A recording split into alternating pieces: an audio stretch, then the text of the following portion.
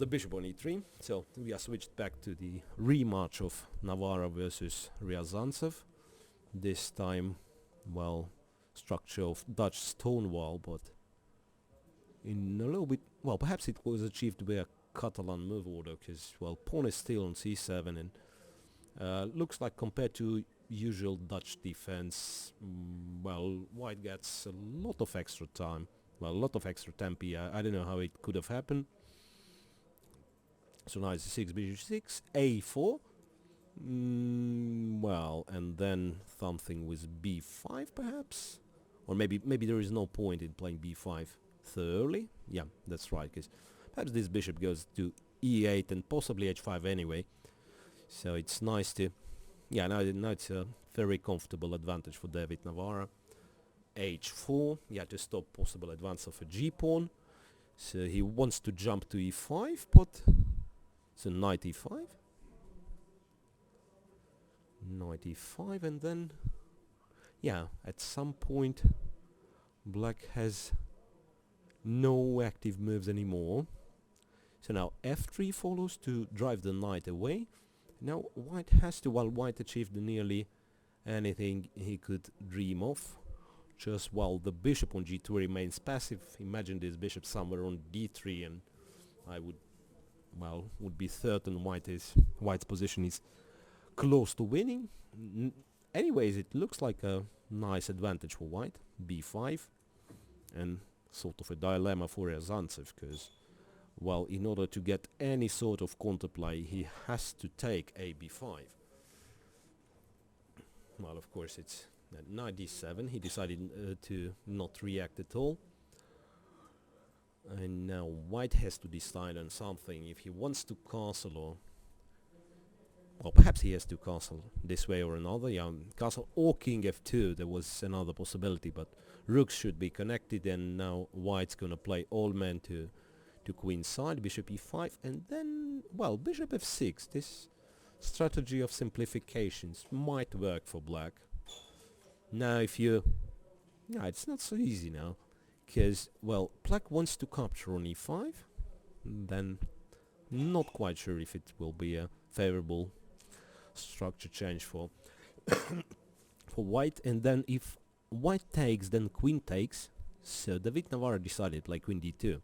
So now black is able to capture on e5, d e5, and then queen's gonna be installed to d4. So that's the point of black's play. Then on white's play. So queen d2, bishop takes, pawn takes, and now next white moves, if black doesn't do anything forcing, will be queen d2 to d4.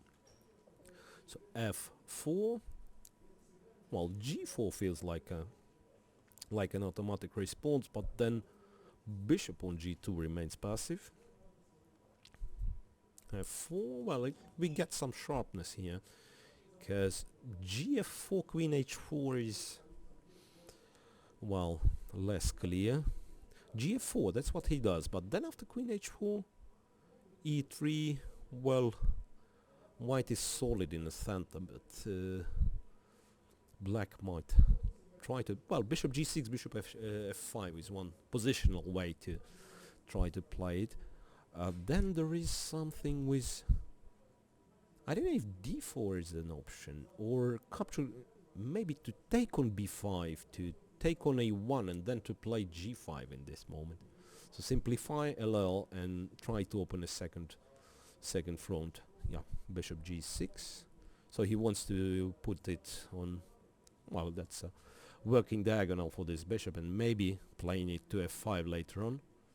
So now once again, if white manages to swap queens, he's perfectly comfortable, but then this one might be a mistake because of queen e7 with the tempo.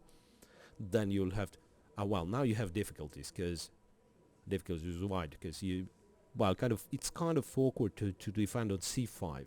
If rook a goes to c1, then a b, and, well, black is in possession of an a file, and possibly something like rook a5 is unpleasant. So white has to be tricky there. Perhaps bishop h3 he can try. Rook ac1 he decided on. So takes, and d4. Well, an interesting breakthrough. yeah, that's a nice move actually. So now f4 is targeted. If ed4, rook f4, then black gets very active.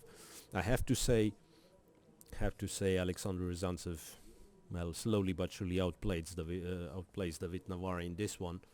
Rook f4, rook a1, other rook to f8, not exchanging. Rook d8, attacking d4, rook d1, and possibly then rook f8. That might be once again a change of a diagonal.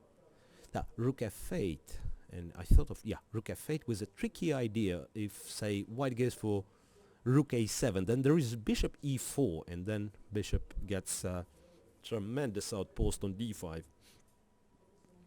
Well, David managed to well, not to blunder this one, or he saw it, or well, avoided it by intuition. Queen d7. So now well, now b5 is hanging, and well, we can see obviously this game drives a lot of attention. 4 seconds only for David Navara, so well, he lost first game terribly, and he might be, well, I would say he's on the verge of losing the second one here. Queen b2 threatening, well, there is rook f3, there is rook well, after c6, perhaps bc6 is the most practical in fact, and only then taking on f3, because rook f3, perhaps David, well, is planning something. bc6 is the most practical decision, because I don't really see, well, queen c2, attacking the rook f1, and then queen c6, so well, and to add to that, well, black was already winning, and David Navara loses on time.